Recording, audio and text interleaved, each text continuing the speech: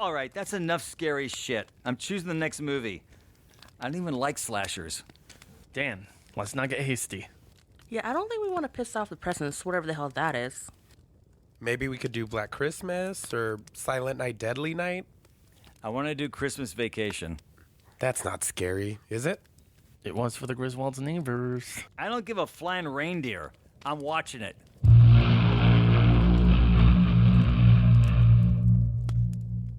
This is acceptable. Ugh, did I just burp?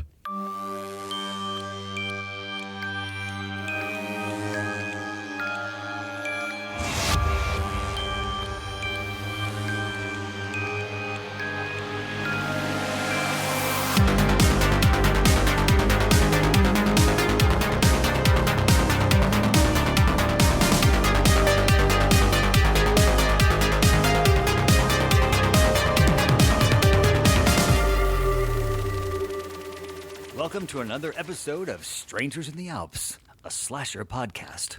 I'm Dan. I'm Cousin Travis. I'm Sam. And I'm Frank. Still. If any of you are looking for any last-minute gift ideas for me, I have one. I like Frank Shirley, my boss, right here tonight. I want him brought from his happy holiday slumber over there in Melody Lane with all the other rich people, and I want him brought right here with a big ribbon on his head. And I want to look him straight in the eye, and I want to tell him what a cheap, lying, no-good, rotten, four-flushing, low-life, snake-licking, dirt-eating, inbred, overstuffed, ignorant, blood-sucking, dog-kissing, brainless, dickless, hopeless, heartless, fat-ass, bug-eyed, stiff-legged, spotty-lipped, worm-headed sack of monkey shit he is. Hallelujah!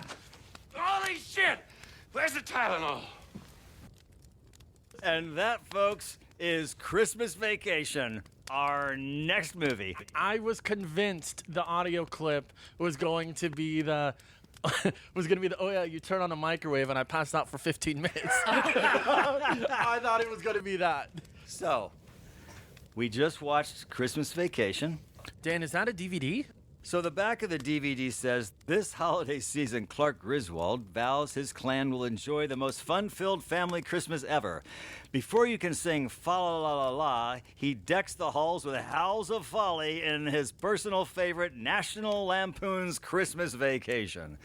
And that's what we just watched. Did you say clan? I did say clan. It triggers me. Okay. So, going around? I'm certainly not going to start. Go ahead. So clearly, this is our first time doing a podcast in general, and we're adapting to new things.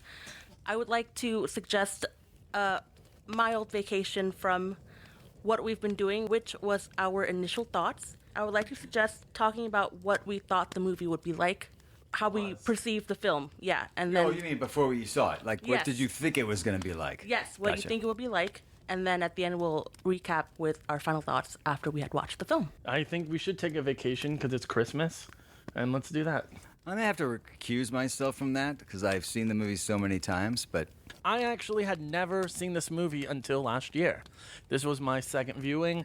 I know we joke around about this a lot on the podcast. I actually did own the VHS tape when I was a kid, but I never saw it. It was always just sitting there in my living room. But we actually did have... Oh, no, I had it on DVD, too, because it turned out as a gag gift. My brother got it for someone, and every year we'd hide it in people's stockings. But I had never seen it. I don't know. It was just never in my rotation. Growing up for the holiday films, I watched a lot of Gremlins, Christmas Story, Die Hard. I don't know. I just never seen Christmas Vacation up until you told me to watch it last year.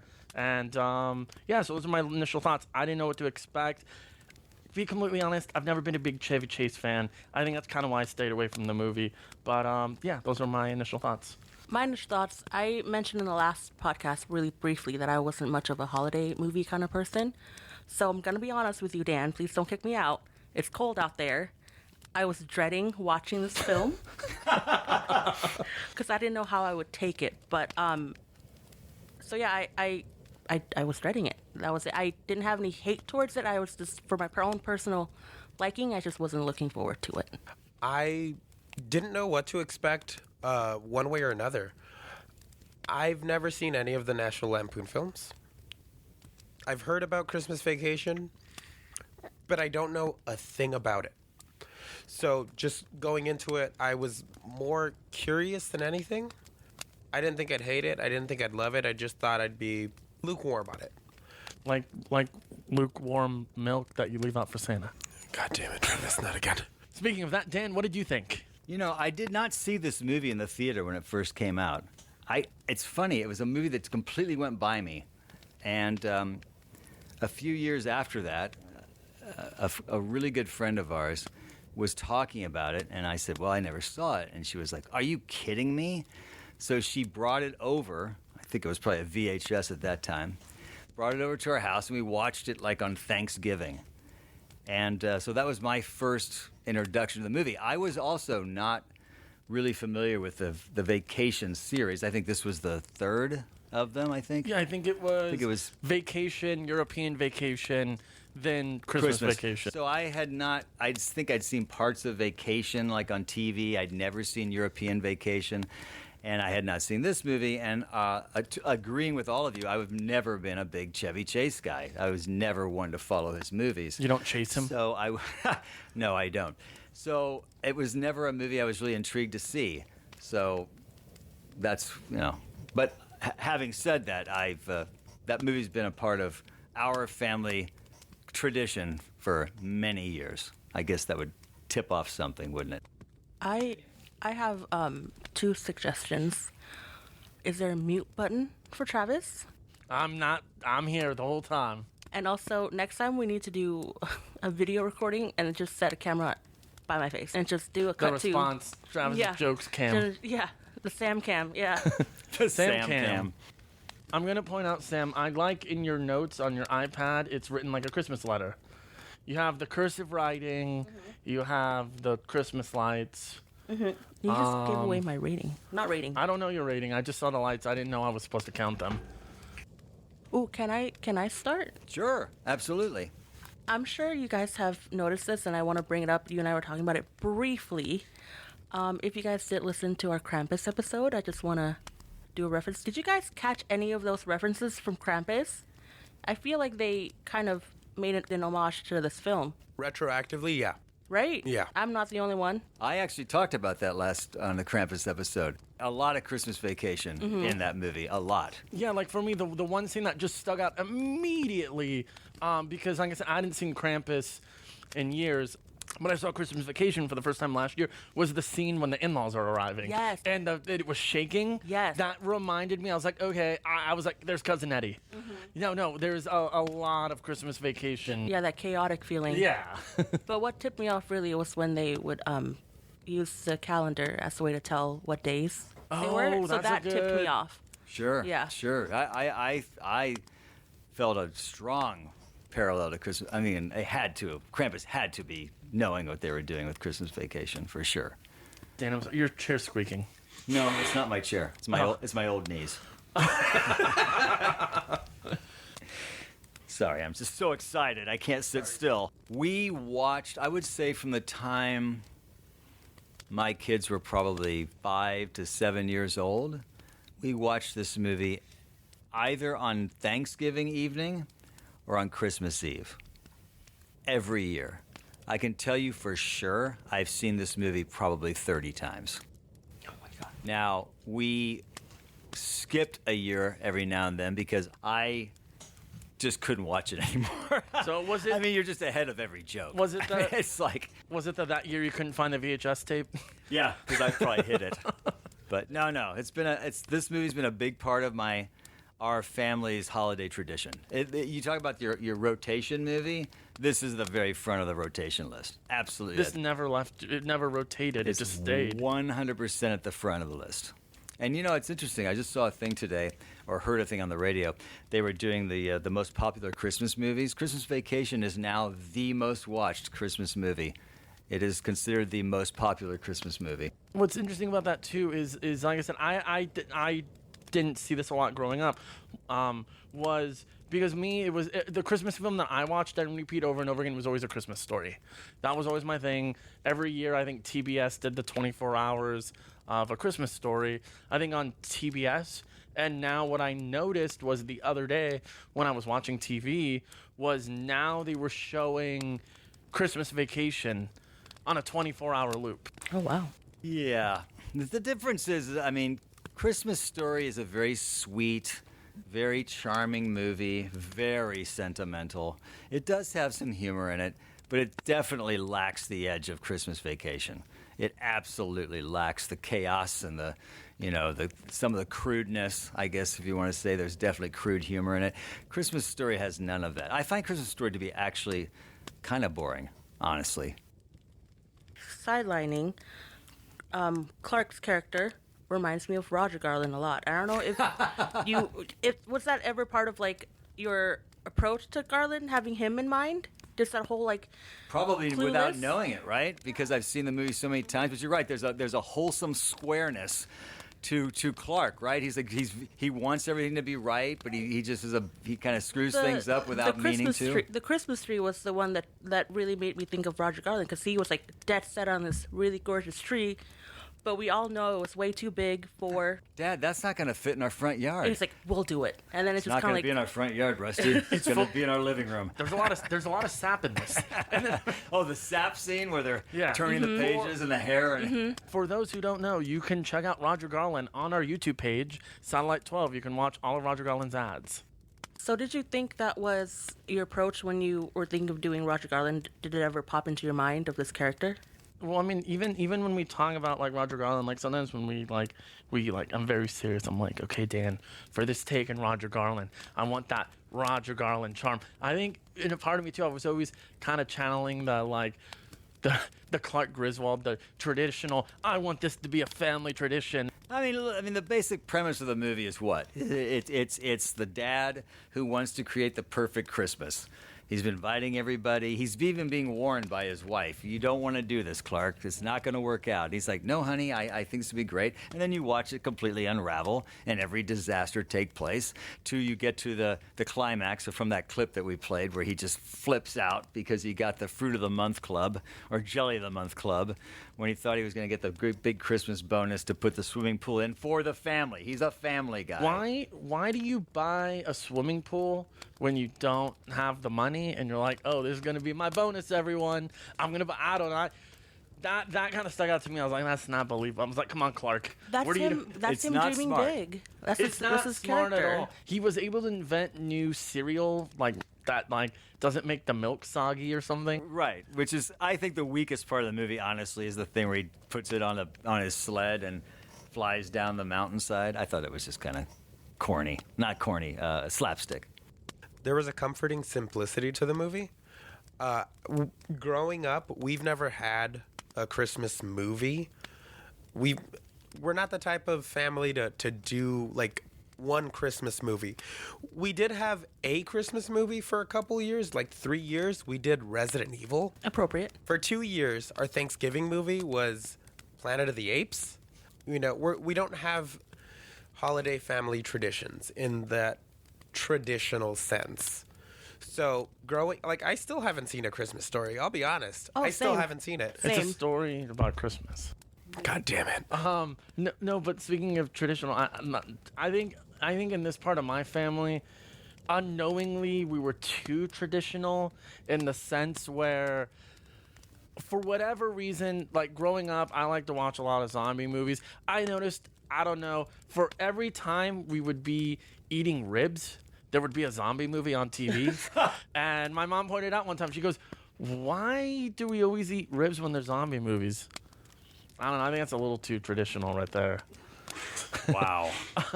But going back to what Dan said about the franticness, one thing that I really did like about this film was kind of the way I really like the staging, the blocking a lot, and I like the way it was shot.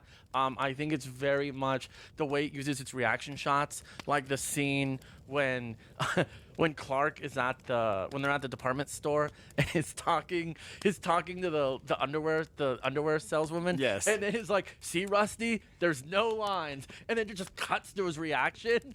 his eyes. And then, I don't know, I just love that. And I even like, too, when he's in the attic and he's getting hit by the boards. Oh, yeah. Otherwise, in a very slow, I don't know, like, I can't really, there's just something about the way that the movie's cut. I think it's shot really like a comedy. Yeah. I mean, it really holds true to being a comedy. Like you're saying, the reaction shots, but it really milks everything it can out of every comedic moment it can find. Like the scene like up in the attic, and then we cut to like in the boards, but then we cut to him wearing his like mom's like fur and her hat and watching his old, silent movie, the clips of his childhood, and he's sort of tearing up and crying, but then he falls through the ceiling. It really plays up every aspect. It really wrings out every moment it can. For every bit, it's a lot of bits. Go ahead. Yeah, it feels like classic filmmaking in a lot of ways, and obviously it's a classic now, but it kind of feels like the filmmaking version of comfort food. Oh, it's I agree. It's really cozy. It's really comfortable, and that's something I wasn't expecting when I started it. But from the opening musical number, I started, seeing what it was doing. I was like, oh. Okay, I know what kind of movie we're gonna get. Okay, that's cool, and it really pulled me in. I wasn't dreading it like you were, Sam, but there was an uncertainty that made me, I guess, almost. I kept the film at arm's length going in, and when I started, it broke through that, and I was able to actually enjoy it. Yeah. It's funny. That opening sequence, that animated sequence at the beginning with Santa Claus and just the self-destruction, it so sets up the movie so well. And you don't get that anymore. You never get those animated openings. But also, you know exactly what kind of movie you're getting into by watching Santa Claus basically be, like a Looney Tune thing, like getting like in self-destruction, getting electrocuted, everything going wrong. That's a total parallel of what you're really going to be watching in the movie. That whole attic scene was no dialogue, right? No. I really liked that because it explained a lot. Clearly, it set up his childhood and how he missed all of that. Right. So I really enjoyed that part for sure. And the slapstick part of it, I didn't know much about Vacation going in. So finding out that it's more like kind of like a slapstick comedy, I really enjoyed that. So I was pleasantly surprised with that whole comedy part. There is a lot of slapstick in the movie, but it's also blended with a lot of sentimentality, a lot of Christmas sentimentality, for better or worse. And I think some of that, they get away with some of that because of the slapstick. The Christmas dinner scene where the turkey, completely deflates, because she cooked it for so long. All of those scenes. I love when he's like, hey, kids, I heard that Santa Claus is flying over so-and-so. And then, Eddie's like, are you serious, Clark?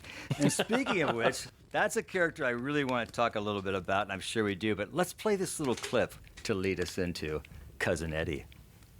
He's cute, ain't he? Only problem is he's got a little bit of Mississippi leghound in him. If the mood catches him right, he'll grab your leg and just go to town. You don't want him around if you wear short pants, if you know what I mean. A word of warning, though, if he does lay into you, it's best to just let him finish. One of my favorite scenes. After the movie, his character leaves and goes to live in the desert and gets abducted by aliens. And then in Independence Day. And no, that's actually not. No, actually, Randy Quaid in real life did just a little loony.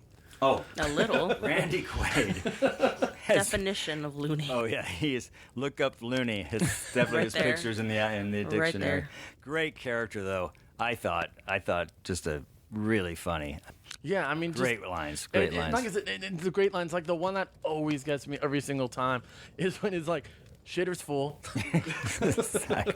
I love when Chevy Chase wants to say, "Hey, we're gonna get your kids a nice Christmas." Oh no, you don't have to do that. No, you can tell us what they want, or we're gonna buy it anyway. And then he pulls out the list, and then he says to Chevy Chase, "And I want you to get yourself something real nice." No, cousin Eddie. Frank and Tim. I don't know. Did you know they actually have a Christmas Vacation too? No. There's look it up. We actually get great Wi-Fi in this cabin. No, it was a sequel that was a spin-off of Cousin Eddie. He got his own film. I think it bombed like horribly. I didn't even know this was part of like there were two other ones before this one. I didn't even know that. They are, but it's interesting because I think every film, Rusty is played by a different actor. Rusty and Really? Rusty and the daughter. right, and the daughter in this one was played Juliette by Lewis. Wait, they were different? Pre-Juliette Lewis being Juliette Lewis. The rock star. Yeah, I mean, the Vacation had a different set of boys, a daughter and son. So it was Vacation, European Vacation, Christmas Vacation, I think Las Vegas, Vegas Vacation or Vacation. Vegas Vacation. But was it always Chevy Chase? Yes, Yeah, it was Chevy always- Chase and Beverly Yeah. D'Angelo. That was Beverly D'Angelo. There you go. The Who was wife. also in previous episode, Violent Night. Right. Good recall. Total Recall. I barely going into it. I knew to look out for her, and when she popped up, I was like looking at her face and looking and oh, there she is. I don't connect the two. Like No. you said in the previous one, it was a lot of work. You're right. I wouldn't Yeah, there's side by also side. like I a wouldn't see anything. 35-year difference in time. Yeah, but good for her. Do what she likes. But I just couldn't see it. But you Yeah, imagine right. she was really beautiful in her younger days. It's funny because we watched this movie so many years with my kids growing up, and one of the scenes that I find so random and just like, wow, what's going on, is the squirrel scene. My kids would laugh their butts off every year watching that scene. Just the squirrel popping out of the Christmas tree and chasing them all over the house. And I just thought it was like, wow. Although I love the scene, but who's the uncle, the old uncle, when he lights his cigar? And all of a sudden you see the tree go. My favorite scene with the uncle too is probably the scene where it's like where Juliette Lewis is like, Grandpa, he worked really hard on that, and is like, so do washing machines. I think my favorite part was when he was when Clark was looking at out the window when he was just daydreaming about the pool. And this cute, wholesome scene, and then out comes the saleswoman From the bikini department store, clad, and and she's he's just like, whoop, double hands on the window, just lost in thought. And then was it the sun that comes out, no, right? it's one of Eddie's oh, kids. right. That part was funny to me. No lines. Stop. Yeah, the movie's loaded with great sort of one-liners, great single moments of comedy. It always surprises me when I see it, though, that it actually does tell a story. It actually, like Christmas or don't like Christmas or like sentimentality of Christmas, it's loaded with that right up to the bitter end. When they, even the FBI crashing through the windows and. Yeah, I'm sure, Dan, I'm sure you even get your own, you kind of get your own interpretation of the film because I guess, you having kids, being a father and stuff. I mean, do you see, do you find yourself, relating with Clark's character at all? At the end of the day, do you ever find yourself just trying to start, you have your moments in life that you just kind of wanted to share with your kids or start your own traditions? Yes. And it's not just me. It would be me and my wife, Joni, and my kids. We always had a tradition. Christmas, Thanksgiving, Christmas, Halloween. Our family was full of holiday tradition. So we would tend to, this is how we do it because it's our tradition. And sometimes we would maybe one or myself say, why don't we change things up? But that's not we do it this way because that's part of the joy and warmth of this moment, of this season, is that this is how we do it. So to answer your question, absolutely.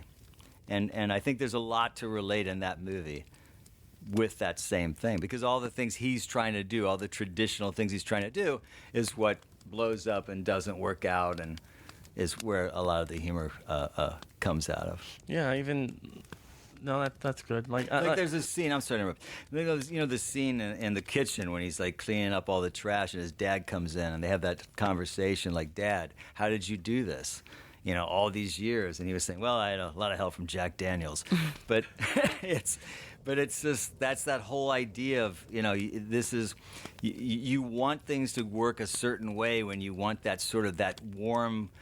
Whenever that happened, maybe in your youth, whenever you had that warm, wonderful Christmas, and you're trying to repeat that. You know, you're trying to make that happen with your kids and with your family. And, you know, doesn't always work out. But you're always trying to achieve that. Yeah, because I think with my family, the one tradition that we always kept every Christmas, we always try and do, and we didn't even like realize it until we got a little older, was that ours was always buying the Christmas tree together. Yes. And decorating it. Yes. Like, I remember one year we didn't really coordinate it yet, and we were like, my brother was calling me, he was like, oh, what are we going to do with the tree? How are we going to do it? And it just really hit me then. I was like, that's why it doesn't feel like Christmas. Like, we haven't done the tree yet. And just us getting together, putting the ornaments on the tree, I don't know, that always meant a lot to me growing up, and it's just always a tradition that I would like to just keep going on. Right, absolutely. So I'm just going to go around. I'll start. If there are any parts of the movie that you, like, what if you had like a favorite part of the movie, and then we can go around and talk about something maybe that we didn't think really worked. I would start that the one part of the movie that I always love every year when I watch it is when he's putting up the Christmas lights. The whole sequence of stapling the lights, getting it stuck on his wrist or on his sleeve, moving the ladder back, because I put up the lights at my house, and I'm telling you, I've done some Clark Griswold stuff up there. You know, like when you're all of a sudden grabbing, you're not quite sure how to make this work. And that probably explains why a lot of families just leave them up year-round. You know, I don't know if you knew, though, there was a few years ago, somebody put got like a mannequin or a body and had it hanging off. Oh, and they called the police. And the police several times. Yeah. And the police finally made them take it down because so many people were driving by and calling. Oh my gosh, there's a guy hanging off. But it was some dummy. Anyway, I love that part. I think the part that I always, well, having only seen the film twice, my favorite scene is probably the opening when they're driving to get the Christmas tree. I think that scene explains every single character. It explains that Clark is just trying to be the traditional family guy. You know right away, okay, he wants to start, I'm talking in circles. He wants to be the guy that wants to start a tradition with the family every year going out to get the tree. So you're kind of thinking, is this the first year they're ever doing this? Suddenly he's like, hey kids, we're going to do this and we're going to pretend that we've been doing this every year. Because even the daughter, Juliette Lewis, is like, most people go to the stores. And then when the whole scene, when they're then walking there, and then Juliette Lewis is complaining, and then the wife's like, oh yeah, Clark, she's completely frozen from the bottom down. And then I forget the line, but they have the line where she smiles. Dan, do you know the line? You talking about when they're looking at the tree? Yeah. I'm trying to remember what Juliette Lewis's character's name was in the movie. But yes, they're all looking at the tree, and he says, isn't it beautiful? He says, it's sorry, Clark, her eyes are frozen open. She'll see it later. Yeah, even that, and even like, I don't know, just like the scene where then you cut to the scene where you see the car driving down the highway and it's got the tree on. No, it's like, hey, Clark. Did you bring a saw, Dad? Yeah, and that explains so much about the character, just visually, where it's like, oh, did you bring the saw? And you get the reaction shot, and it just immediately cuts to the car. You see the tree on there. Then the car goes, and you see the soil with like the roots. And even that, with him just trying to keep it together, is even when they're driving to get the tree, and like the truck behind him keeps tailgating him, and he goes, look, kid's a squirrel. And then, no, look, kid's a deer. And then he like flips off the driver. Oh, and the car going under the truck and being stuck under the. That's a great shot. I just think it's a great opening to a film. It explains everything about every character, and you know exactly what you're in for with the film. That's true. For me, it's something very simple. It's when he was in the office, and then all the executives were marching up, and they were walking by, and he just kept the Starkey part of him. That's what I love, when he was like, "Kiss my ass." I love that so much. And it just changed with every person that walked by and got more aggressive. I thought it was really funny. Mm-hmm. That was my favorite part. Hilarious. I'm gonna have to disagree with you. And then with my least favorite, it was the part where he was putting up the Christmas tree. That's okay. Because it was kind of like, God, it's common sense. Like, you just stapled your sleeve. Do you see what you're doing? Kind of like what a wife would. You know, That's you know. That's Woman. that's Clark. That's Clark Garland. I mean, Clark Griswold. Right, And that's what Roger Garland yeah, for and that's sure. also what reminded me of Garland. I'm just like, your sleeve got caught. Like, and then the latter part is just kind of like, you just be careful. Again, you can go on YouTube, Satellite 12, Roger Garland at his finest. Roger Garland. Watch those Roger Roger Garland Garland. videos, man. My favorite part was when Clark went on that tirade at the end, naming everything that he ever wanted to say to Mr. Shirley. Great. I loved it. You can't be serious. And then he ends with, "Where's the Tylenol?" Great. Yeah, it's great stuff for sure. I will also give a notable mention to when he comes, after they bring the tree, when he comes out decked out as Jason with the hockey mask. Oh, yeah. That was so Oh, cool. in the Right, opening. In right, the I love opening. that. Yeah. Where are you going to put that, Griswold? I was talking to your Bend wife. over and I'll show you. No, so now that we've kind of said our favorite parts, did this feel like a John Hughes film at all?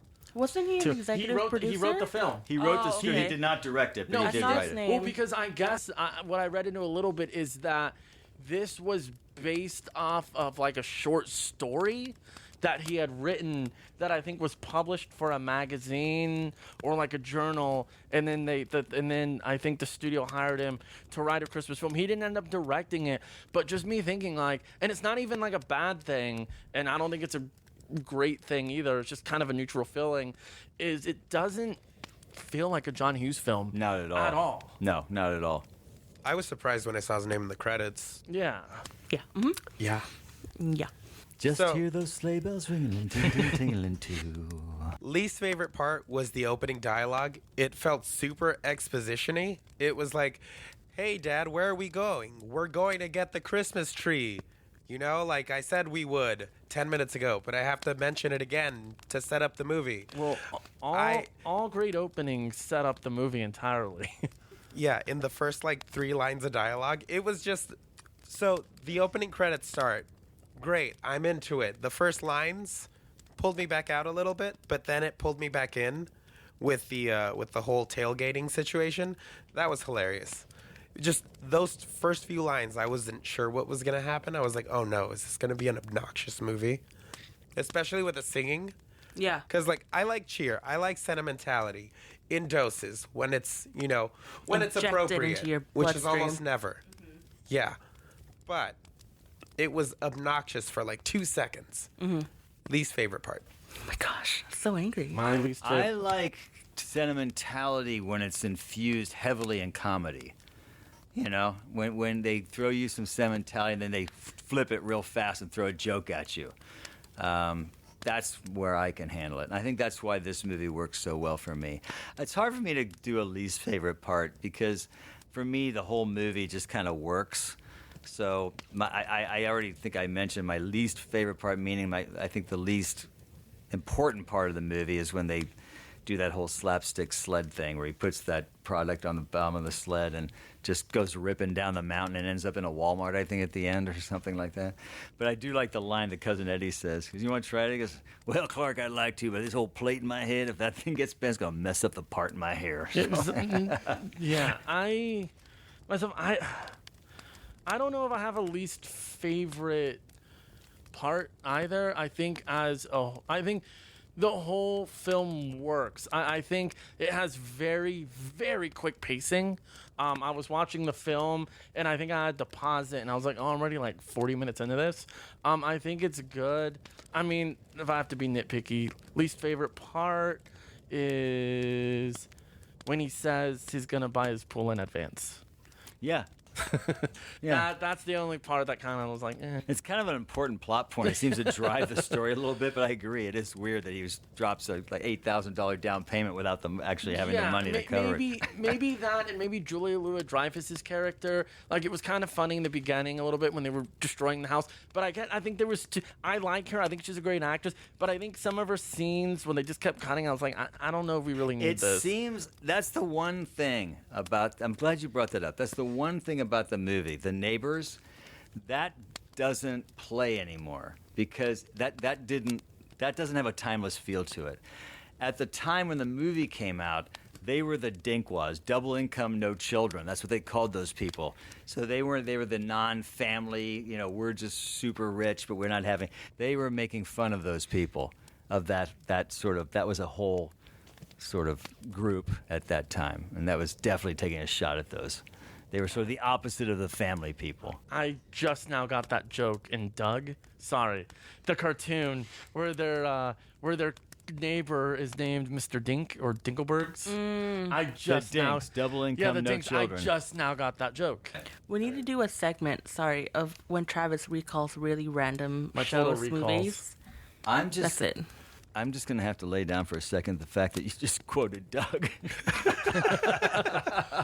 Everyone's final thoughts on the film. Oh yeah. Wait. I just gotta say, I really like the use of the Advent calendar Yes. as a delineator of time.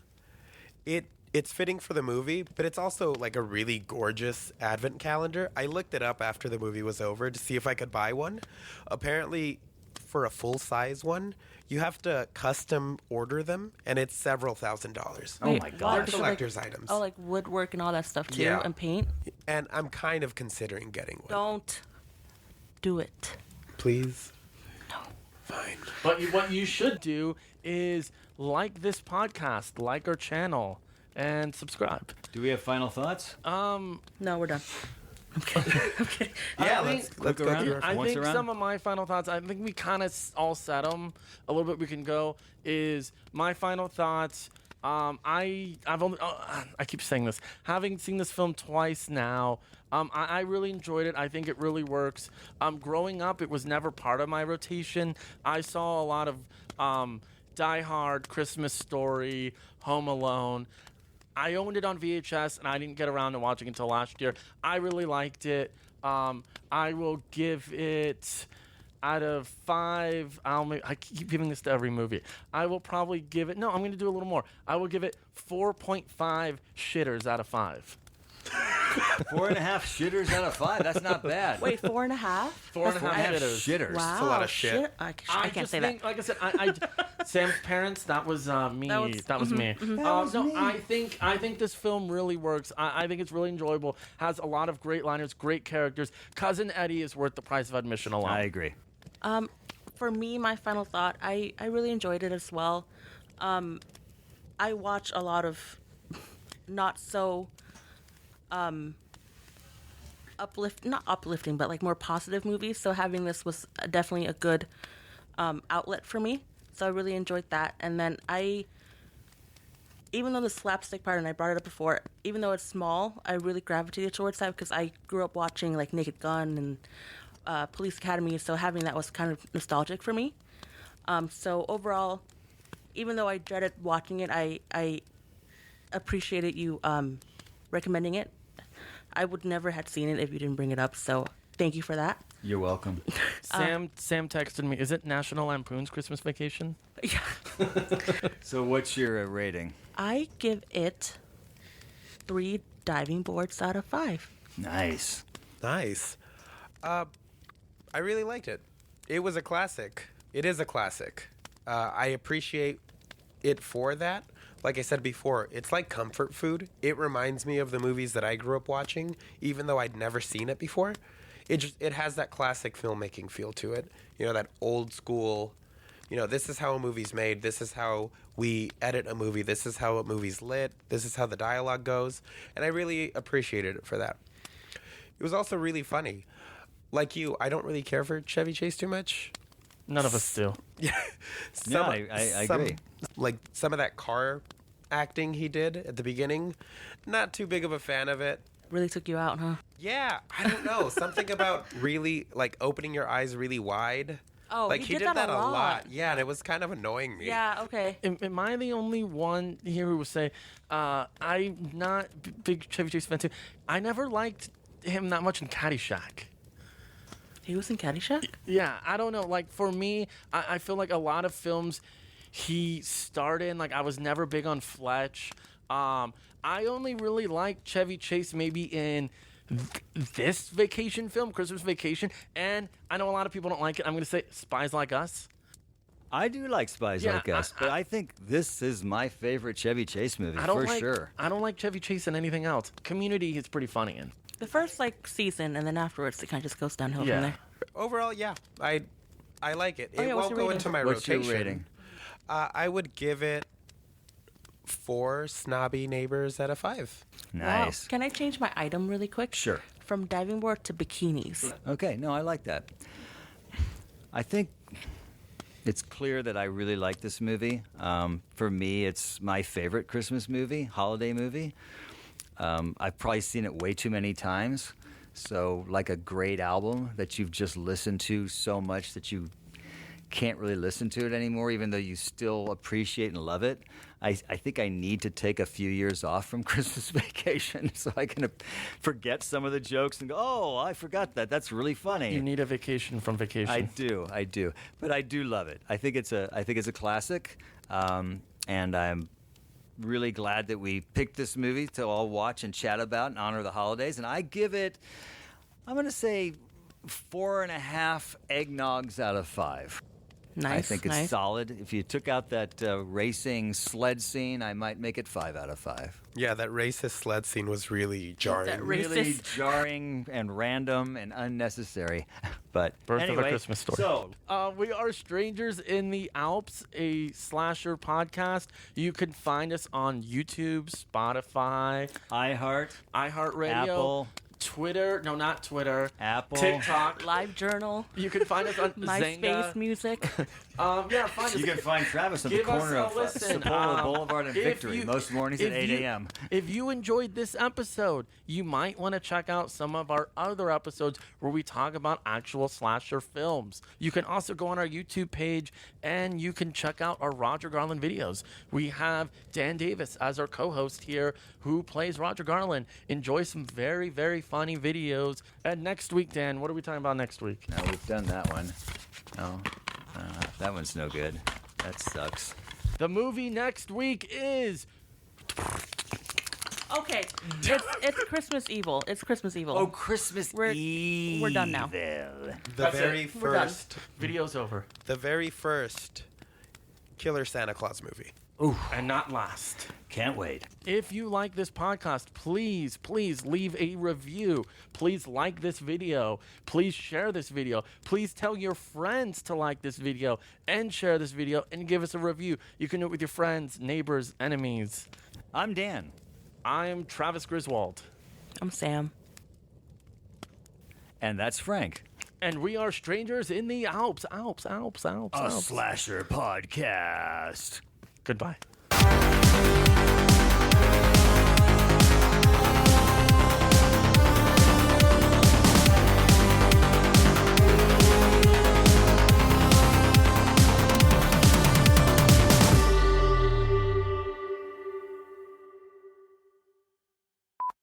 We'll give it to Frank because I always mess this one up. No, we'll keep it to you. Okay, I like it when you mess it up. Again, we are Stranger in the Alps. Strangers. No, strangers. We There's are- 4 of us. We are Strangers in the Alps, a slasher no pod. Alps. We are Strangers in the Alps, we're in the a one slasher Alp. podcast. One- One Alp. One One stranger, one Alp. Yeah, two strangers, one Alp.